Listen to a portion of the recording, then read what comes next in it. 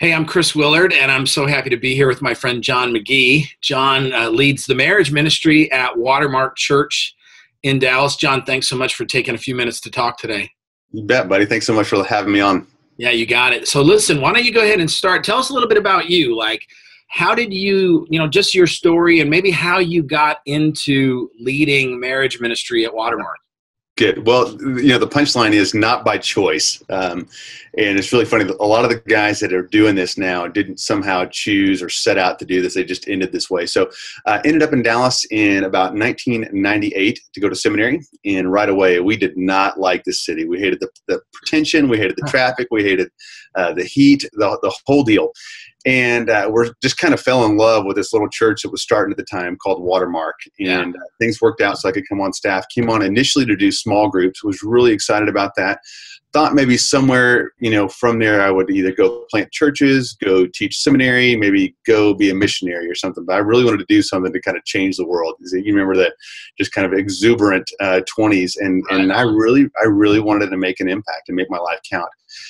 Real quickly after I came on staff, we kind of reorged things and I became the marriage pastor at 29 years old. I thought it was the worst idea I'd ever heard. I was pretty mad, everybody. And now what's so great, Chris, is I think back, it's a job I didn't want at the time, and it's really been one that I've yet to relinquish and kind of won't. As other opportunities have come up, I just find my heart just wanting to stay here because, like I wanted to in my 20s, I want to change the world. I want to see God do amazing things. And I've come to see that maybe marriage is the space that's kind of what's next for the church, and really an amazing opportunity to make disciples, to see people come to Christ and really kind of live out this John 13:34 thing. This might be the way people know who we are. Could be the distinctive, the way we love one another. So, yeah. I love that. I love that vision, John, and I think I agree with you. It's hard for me to imagine something in the church that would not be made better if the marriages in our churches weren't stronger. And so I love that you guys are doing that. Also, because of my time sort of poking around and trying to figure out what churches are doing out there, boy, it's hard to talk with other pastors and ministry leaders about what they're doing in marriage ministry without Watermark kind of coming up and what you guys are doing at Watermark. You guys have been serving the church in a way by sharing what you've learned. So maybe talk for a few minutes, John, about the scope of the marriage ministry at Watermark. What are some of the big pillars that you guys kind of focus on? Yeah, that's good, Chris. Well, so we say everything we do is to make disciples, right? And so I really think this is an amazing opportunity to make disciples. And so I don't know about your church, but people aren't lining up outside our doors asking for a verse-by-verse, class on the book of Romans. Like our community is not coming to us for this, but they are coming to us for help with their marriage or preparation for their marriages. So we say we're trying to make disciples, and we feel like marriage is an amazing opportunity to do so. So we say we do four things. We try to prepare newlyweds, establish newlyweds, and enrich and restore all marriages. And so on the prepare side, we've got a ministry called Merge, which is our pre-married ministry. I can talk for hours about it, but it's becoming a really incredible outreach to the community. So that happens probably 7 times a year. It's done with a lot of excellence. We open up the Bible and explain it, and yet do so in a way that non-believers feel comfortable. And it's become a great outreach. People that are not part of Watermark too, Absolutely. Right? I mean, it's not just your church, right?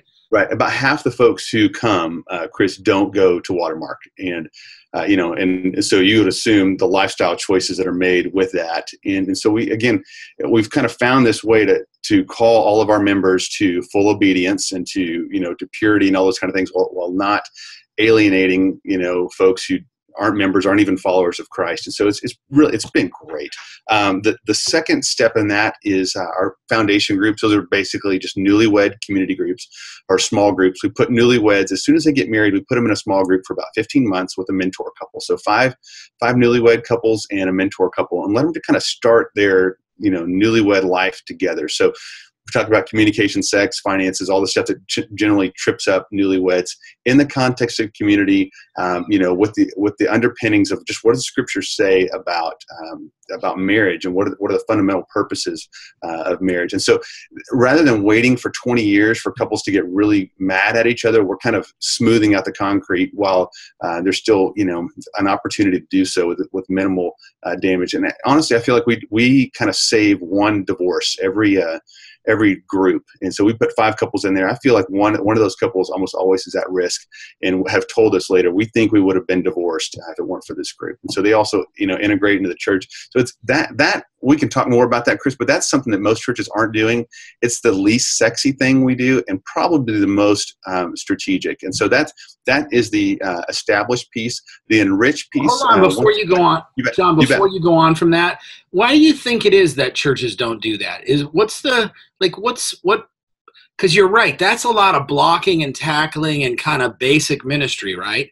But so strategic. Why do you think we're missing that in some of our churches? Yeah, I don't know, Chris. I think the church fundamentally understands its role to prepare couples. I think, kind of Catholics, evangelicals, everybody's on board that we need to help couples get ready. We need to do the wedding. And then we need to be there when, that they're not doing well. We need to catch them and kind of have this restorative kind of nature to our work. And then what gets left off is that middle work, both the enrichment piece and the preparation piece. And I just don't think the church is, everybody's so busy. No one stood in front of a whiteboard and said, what's the most strategic thing we could do for marriages in our church, in our city, in our community. And I think you can make the case. It's to start them, prepare them, and start them really well. I'm really excited about what we do, afterwards. But that, I think, is the most strategic. And churches just haven't understood their role to be that they're not modeling other churches that have done that. Most churches have some kind of counseling or restorative ministry. That most churches have some preparation ministry. And that's just what they've known. But I think that's part of what's next for the church. Yeah. Do you want me to keep going on? Yeah, that's good. Yeah. So go ahead. Walk us through the big. You hit the first two. So the other piece is enrich. So once a year, we want to make sure somehow marriage is brought up from the pulpit or church wide. So we'll do a conference. We used the couple checkup this year. So we gave everybody in the body the couple checkup. They took it as a couple. My wife and I discussed our results. Then we took it to our small group, and we went over the results in our small group. We just want marriage to be something that's talked about in our small groups, to be seen as a litmus test of spirituality. It's not, I can't be a Christian, a good Christian, and have an okay marriage or be an okay husband. I've got to be both. It's incongruent to say I'm not a very good husband, but I'm a great Christian. So we want that to kind of be the ethos of our place and of our church. And so we make sure marriage is raised as a value once a year at a minimum.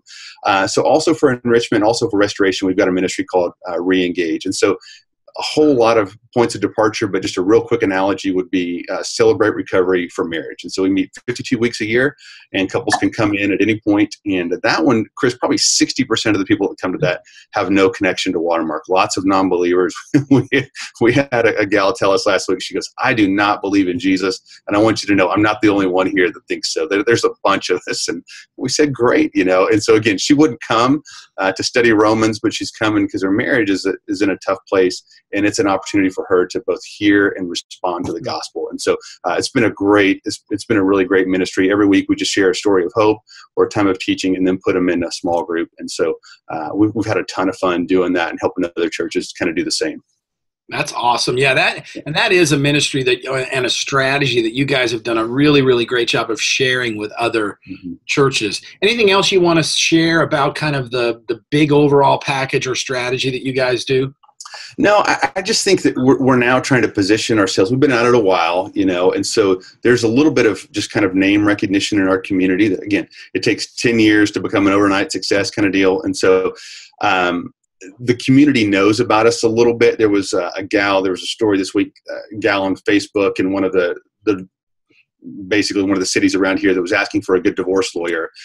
And everybody chimed in, on this kind of community website, said, you need to go to Re-Engage. And so we're trying to think about just kind of our broader community now. We want to be Dallas, as we say, kind of relational hospital, university, and health club. So we want Dallas to think about Watermark when they're preparing for marriage, or when they want to have a great marriage. We want them to think about marriage. We think about Watermark when, they're struggling. And so just like, I have no idea how a hospital works, but I know if my friend was sick, I'd get them to the ER and they could take it from there. And we kind of want that to be just the perception that people have in our community. And so we're taking baby steps. We're a long way from that. We want to kind of own the divorce rate in Dallas County. So there's about 13,000 marriages in Dallas County a year, and there's about 8,000 divorces every year. So that on the marriage side, we want to see 10% of everybody in Dallas County that gets married come through, our place, or maybe some sister churches, I'm not sure, prepare for marriage. So we're at about 5% right now. A number that represents 5% of our county is coming to, come to our church, and we'd love to get to 10. And then as well, we'd love to really attack that divorce number, both in our church and maybe grab about 25 local churches, we think, with Reengage, and really just see if we can just kind of own that as the broader church in our community. I think that's kind of what's next for us. That's good. Now, so if I was leading in my church and I wanted to either start a marriage ministry or maybe, frankly, jumpstart one that was a little bit kind of not so great, what would some first steps be? What would you recommend might be some good first steps for me? Yeah. So I think one of the things, Chris, is just to sit back and just take stock of both your needs and your opportunities. And so you'll see some churches go, tearing down the road for premarital prep, and they don't have many couples there. And so that doesn't make sense. I think you want to look at kind of the needs of your community, the needs of your church. There's a church in Arizona that is almost all blended families. And so their whole marriage ministry really is, it's a blended family ministry is what it is. And that is their marriage ministry. So find out the needs. And then I think also just see what your kind of resources are in your community. Or in your church, do you have couples, who have come back from the brink of a divorce well, or do you have couples that are passionate about the pre-marriage or about newlyweds? So we always just talk about, just with other churches, finding out both where your opportunity line is and where your resource line is, and where those two cross. Probably start there, and then just do one thing well. And churches will come, they'll visit us, and as many times as we tell them to don't replicate everything we do, they'll go back and they try, and we just tell them, try it. Pick one thing and do it really, really well. Get a win on the scoreboard, and then you can kind of build from there. That's really good advice, and it can be overwhelming, especially when you see a model that is working so well. I love what you said about how it takes a long time to become an overnight success. That's really, really true. Hey, I always like to ask leaders when I'm talking to them about what they're reading. Anything you're reading these days that is kind of messing with you or encouraging you or stretching you as a leader in your ministry? Yeah, well, I just started. So to say I'm reading it, by that I mean 30 pages in, but is the book Instruments in the Redeemer's Hands by Paul Tripp. And so I think we're going to have all of our leaders read that across all of our ministries. So pre-married, newlywed, and Reengage. And really just help our couples understand how they can kind of use the gospel and scripture to counsel, and not use tips, tricks, techniques, or simply their own stories. We just kind of want to drive that across our ministry. And so as I've flipped through it, as I've looked at other resources, comparing it, and also talking to other leaders around the country, I think that's going to be a really great resource for us. But there's not a whole lot out there in the space yet. And so yeah, that's really, really good. Any question that you wish I had asked so that you could talk about marriage ministry at Watermark, or anything we kind of missed that you thought, I wish we could have talked about this? Man, how about this? Just the whole idea of events, Chris. I feel like as I look at a lot of other churches and watch them try to help marriages, they want to do something, which and most of the times, not always, most of the time something is better than nothing. But the way they think about it is one event after another. And you can think about it like this loop that they're just trying to trap couples in to, go to one event, come to the next event, go to the next event, go to the next event, next event. And instead, I think we try to think about it like as a highway that is the church. It's the life of the church. It's our small group ministry. It's what a kind of a, fully functioning follower of Christ looks like in our church. And so we're thinking about it in two ways. One is it's an on-ramp. Marriage ministry is an on-ramp to that. And so when a couple finishes at Reengage, we're trying to get them into the life of the church, not to have them repeat Reengage or onto the next ministry, or it can be just a kind of a nice detour and then where they hop back on. So if that makes sense, Chris, we're trying to get the whole goal of this is to get people back into the life of the church of following Christ and being fully known and deploying their gifts, not to trap them on an email list to get them to the next class, the next event. Does that make sense? It's really, really good. I think you're right. It's well-intentioned. Hey, let's bring in this sort of well-known speaker and see if we can get some people to show up. And then maybe we can turn that into something else, and it can be less effective, I think, than this. No, let's just try to integrate people into what we're doing as a church and use marriage as an on-ramp. I think that makes a whole lot of sense. Yeah. Anything you want to plug today, John? Anything that you want to let us know that you guys are up to at Watermark, or you personally? Yeah, golly, I mean, on the just in terms of Watermark, if people want to see kind of what we're up to, they can go to dallasmarriage.org. And about 3 times a year, we kind of do an open house. We've got one in June, one in October. So our team will spend kind of 2 days. And I've got a great team, just really gifted folks. And they'll just share everything they're doing, and you can see a lot of it in action. And so that's one option. That's dallasmarriage.org. Marriagehelp.org is where they can find out about Reengage if they're interested in that.